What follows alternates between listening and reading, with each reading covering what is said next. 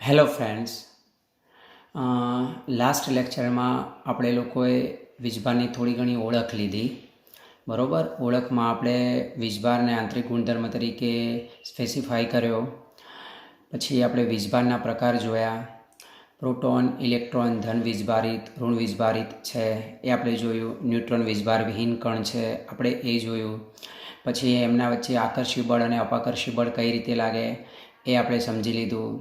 એ પછી કોઈપણ પદાર્થને વીજભારિત કઈ રીતે કરાય આપણે એ સમજી લીધી. જેમાં આપણે એક રબિંગની રીત, પ્રેરણની રીત અને સંપર્કની રીત, આ 3 રીતો આપણે જોઈ લીધી.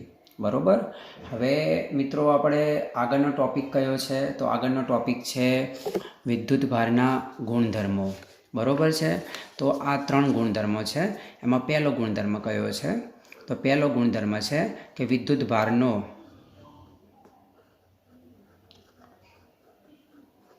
સરવાળો થાય. બરાબર. મતલબ કે આપણી પાસે કોઈ બોડી છે, કોઈ પદાર્થ છે, તો એમાં સીધો આપણે વીજભારોનો સરવાળો કરીએ છીએ. જેમ કે જો આપણી પાસે એક આ પ્લસ ઈ છે, આ એક માઇનસ ઈ છે, આ પ્લસ ઈ છે, તો આનો મારે કુલ વીજભાર ગણવો હોય તો કઈ રીતે ગણાય? પ્લસ ઈ અને પ્લસ, પણ અહીંયા આપણે સંજ્ઞા લેવી પડે એની માઇનસ ઈ, એટલે ટોટલ આનો વીજભાર કેટલો વધશે? તો એ વીજભાર વધશે પ્લસ ઈ બરાબર. બરાબર. તો આ એક સામાન્ય વાત છે કે પદાર્થની અંદર કુલ વીજભારોનો શું થશે? સરવાળો થશે. એના પછી વીજભાર સંરક્ષણનો નિયમ. બરાબર છે કે વિદ્યુતભાર માટે વીજભાર સંરક્ષણનો નિયમ પડાય છે.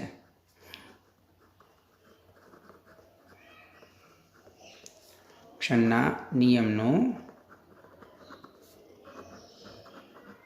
પાલન કરે છે. બરાબર. હવે મિત્રો આ સંરક્ષણ એ શું આપણને ખબર જ છે. સંરક્ષણનો મતલબ સમય સાથે ના બદલાવ, સમય સાથે અચળ રહેવું. બરાબર છે. તો નિયમ શું કહે છે? તો નિયમ એવું કહે છે કે વીજભાર સંરક્ષણનો નિયમ એટલે શું? તો નિયમ એવો છે કે વિદ્યુતની દ્રષ્ટિએ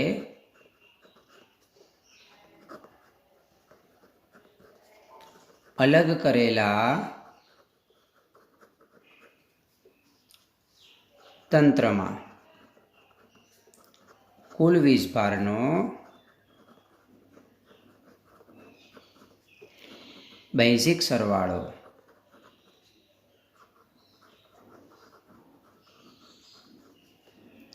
અચળ હોય છે. બરાબર. ફરીથી એકવાર, વિદ્યુતની દ્રષ્ટિએ અલગ કરેલા તંત્રમાં વીજભારનો બેઝિક સરવાળો અચળ હોય છે. એનો મતલબ કે પ્રારંભમાં જેટલો વીજભાર હોય એટલો જ અંતમાં હોય, તો એને કહેવાય કે વીજભારનું સંરક્ષણ થયું કહેવાય. બરાબર. ફોર એક્ઝામ્પલ તરીકે જુઓ તો આપણી પાસે ધારો કે આ એક સમઘન છે જેને આપણે વિદ્યુતની દ્રષ્ટિએ અલગ તંત્ર તરીકે વિચારીએ. બરાબર. અલગ કરેલું તંત્ર એટલે શું? અલગ કરેલું તંત્ર એટલે કે કોઈ પણ પ્રકારની આંતરક્રિયા ના થાય. બરાબર છે. બાહ્ય વાતાવરણની આની સાથે કોઈ આંતરક્રિયા ના થાય એને કહેવાય અલગ કરેલું તંત્ર. હવે જો પ્રારંભમાં આપણે આ સમઘનની અંદર ગેમા, જેને આપણે ફોટોન પણ કહીએ છીએ, બરાબર, અને ફોટોન છે ને એ વીજભાર વિહીન કણ છે.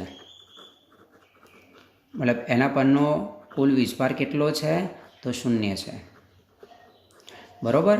એ ફોટોનને જ્યારે આપણે આ સમઘનની અંદર અલગ કરેલા તંત્રની અંદર દાખલ કરીએ તો તેની અંદરથી 2 કણ છૂટા પડે, એટલે કે કણોની જોડ છૂટી પડે. એમાં એક કણ છે જેને આપણે ઈ પ્લસ અને બીજો કણ છે જેને આપણે ઈ માઇનસ વડે દર્શાવીએ. હવે આ ઈ પ્લસ એટલે શું? તો ઈ પ્લસ એટલે પોઝિટ્રોન અને ઈ માઇનસ એટલે શું? ઇલેક્ટ્રોન. હવે મિત્રો આ પોઝિટ્રોન એટલે શું? તો પોઝિટ્રોન છે ને એ ઇલેક્ટ્રોનનો પ્રતિકણ છે. બરાબર. તો ધ્યાન રાખો કે પોઝિટ્રોન શું છે? તો પોઝિટ્રોન એન્ટીપાર્ટિકલ છે. ઇટ ઇઝ આ એન્ટીપાર્ટિકલ ઓફ ઇલેક્ટ્રોન. બરાબર છે. તો પોઝિટ્રોન ઇલેક્ટ્રોનનો પ્રતિકણ છે. બંનેમાં સામ્યતા શું છે? તો બંનેમાં સામ્યતા એ છે, 2 સામ્યતા છે અને 2 ભિન્નતા છે. તો સામ્યતા એ છે કે પોઝિટ્રોન અને ઇલેક્ટ્રોન વીજભારનું મૂલ્ય સમાન.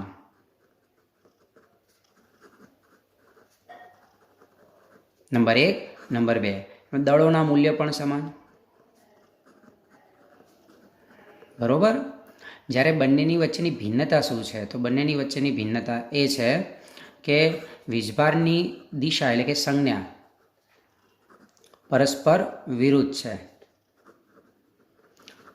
બરોબર. એટલે કે જો આ પ્લસ લઈએ છીએ તો આ માઇનસ લઈએ છીએ, અને એ જ રીતે એમની સ્પિનની દિશા, સ્પિન એટલે ભ્રમણ, સ્પિનની દિશા પણ પરસ્પર વિરુદ્ધ છે. બરોબર મિત્રો. તો આ થયો બીજો ગુણધર્મ કે વીજભાર સંરક્ષણના નિયમનું પાલન કરે છે. બરોબર. તો સંરક્ષણનો નિયમ ક્લિયર થઈ ગયો કે વિદ્યુતની દ્રષ્ટિએ અલગ કરેલા તંત્રમાં વીજભારનો બૈજિક સરવાળો અચળ હોય છે. અહીંયા તમે જુઓ છો કે પ્રારંભમાં કુલ વીજભાર કેટલો હતો? 0. પછી પ્રક્રિયા થઈ તો બે બંનેનો હું સરવાળો કરીશ તો એમનો સરવાળો બી શું થશે? 0. મતલબ કે પ્રારંભિક વીજભાર બરાબર અંતિમ વીજભાર, જેને સંરક્ષણનો નિયમ કહેવાય. બરોબર. ત્રીજો મિત્ર, જેને આપણે વીજભારનું ક્વોન્ટમીકરણ કહીએ છીએ.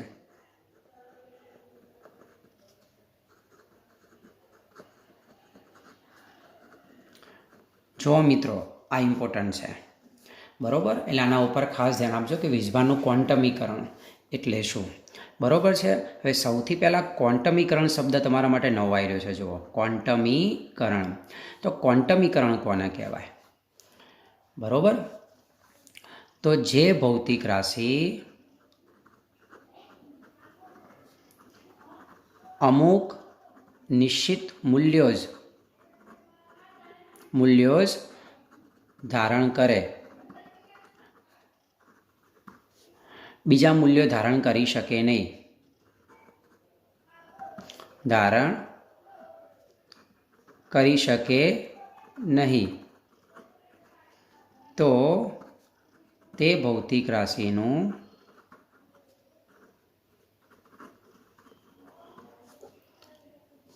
ક્વોન્ટમીકરણ થયું કહેવાય.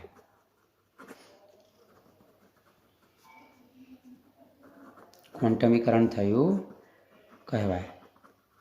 જુઓ મિત્રો, ફરીથી એકવાર, ક્વોન્ટમીકરણ એટલે શું? ભૌતિક રાશિ અમુક નિશ્ચિત મૂલ્ય ધારણ કરી શકે, બીજા મૂલ્ય ધારણ કરી શકે નહીં, તો એ ભૌતિક રાશિનું ક્વોન્ટમીકરણ થયું કહેવાય. બરોબર. વીજભાર માટે બી આવું જ લાગુ પડે છે કે આપણે કોઈ પણ પદાર્થ છે ને, ધારો કે આપણી પાસે આ એક પદાર્થ છે. બરોબર.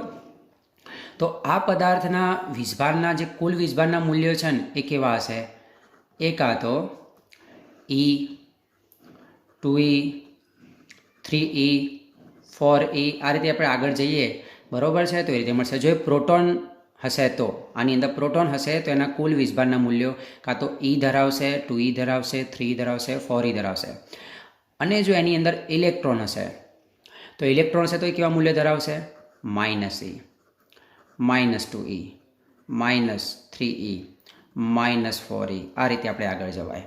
તો મિત્રો તમે જુઓ કે કોઈ પણ તંત્ર કે કોઈ પણ પદાર્થ છે ને એ વીજભારના, એ ચાહે પ્લસ હોય કે માઇનસ હોય, એ વીજભારના ફક્ત કેવા મૂલ્ય ધરાવે છે? પૂર્ણાંક મૂલ્ય છે. બરોબર. એટલે કે વીજભાર છે ને, કોઈ પણ તંત્રનો વીજભાર ક્યારેય અપૂર્ણાંકમાં નહીં હોય, એ પૂર્ણાંક મૂલ્યો જ ધરાવશે. તો એનો મતલબ એવો થયો નિશ્ચિત મૂલ્યો એટલે કે પૂર્ણાંક મૂલ્યો જ ધરાવશે, અપૂર્ણાંક મૂલ્યો નહીં ધરાવે. એનો મતલબ વીજભારનું શું થયું કહેવાય? ક્વોન્ટમીકરણ. ટૂંકમાં આપણે આ જે ક્યુ છે એને પદાર્થનો કુલ વીજભાર કહીએ છીએ.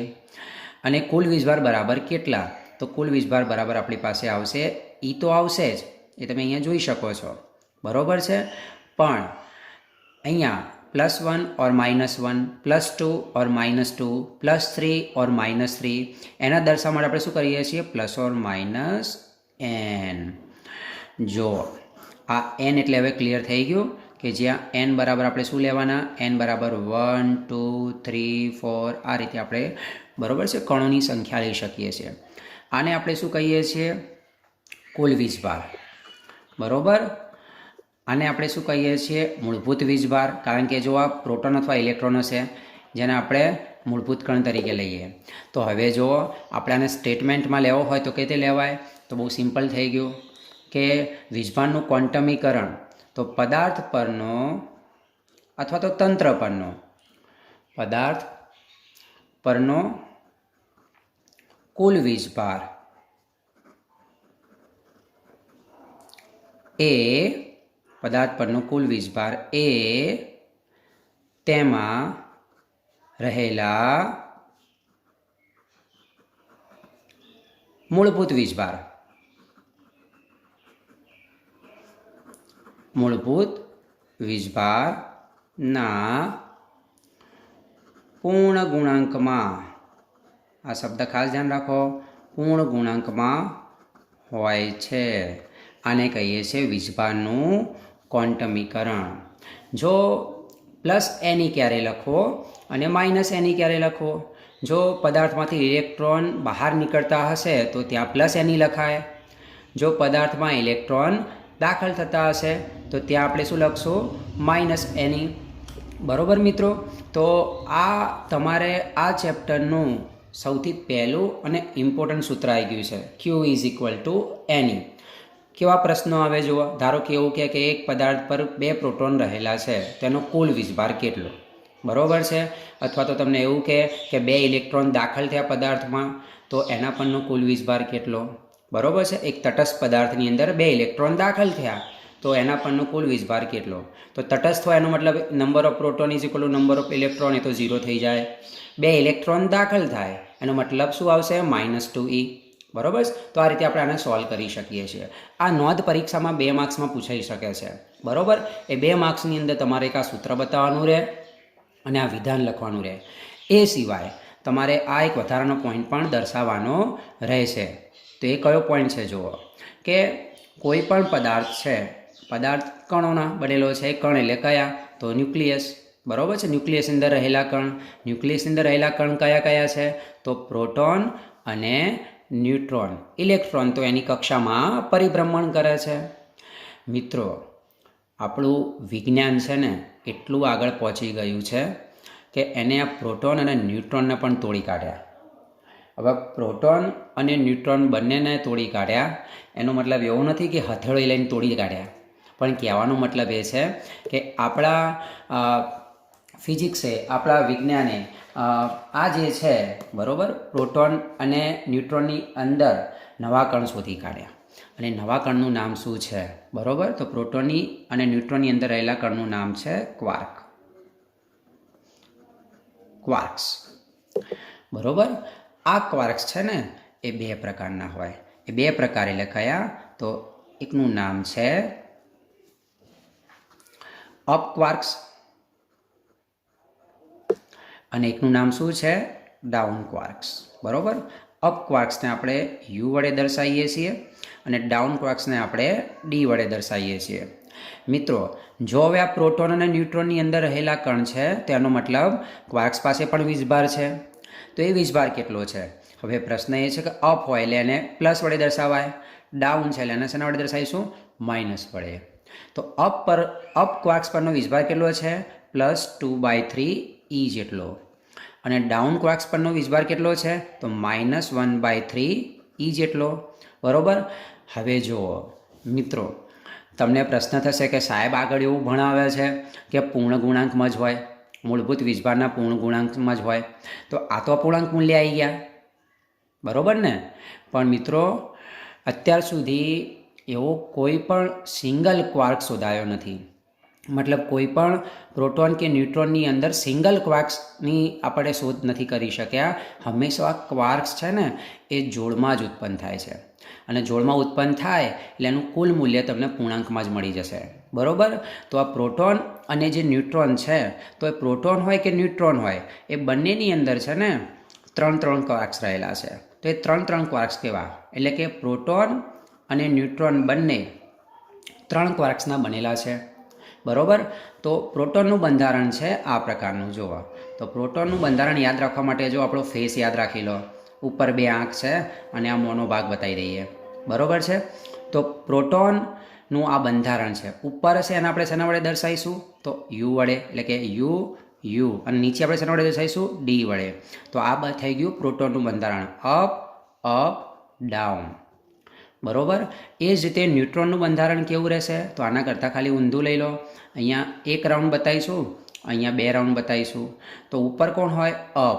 નીચે કોણ હોય? ડાઉન. તો આ થઈ ગયું ન્યુટ્રોનનું બંધારણ. ન્યુટ્રોનનું બંધારણ કેવું રહેશે? Up, down, down. મિત્રો, આ પ્રશ્ન તૈયાર કરવો MCQ માટે પણ, બરાબર. પ્રોટોનનું બંધારણ રહેશે અપ અપ ડાઉન, ન્યુટ્રોનનું બંધારણ રહેશે અપ ડાઉન ડાઉન. બરાબર મિત્રો. હા, હવે જુઓ એક મહત્ત્વની વાત કે કદાચ તમને એવું લાગે છે કે કંઈ ચૂકી જવાય છે, મતલબ કે તમારે યાદ વાંચવું છે તો કઈ રીતે વાંચશો? તો મેં કહ્યું એમ કે હું જ્યારે આ વિડીયો અપલોડ કરીશ એની નીચે આ લખાણની અથવા આ પ્રકારનું મટીરિયલની હું એક PDF ફાઇલ મૂકીશ. જો તમે એમાંથી વાંચશો મિત્રો તો લગભગ હું માનું છું ત્યાં સુધી તમારે એમાંથી રિવિઝન થઈ જશે.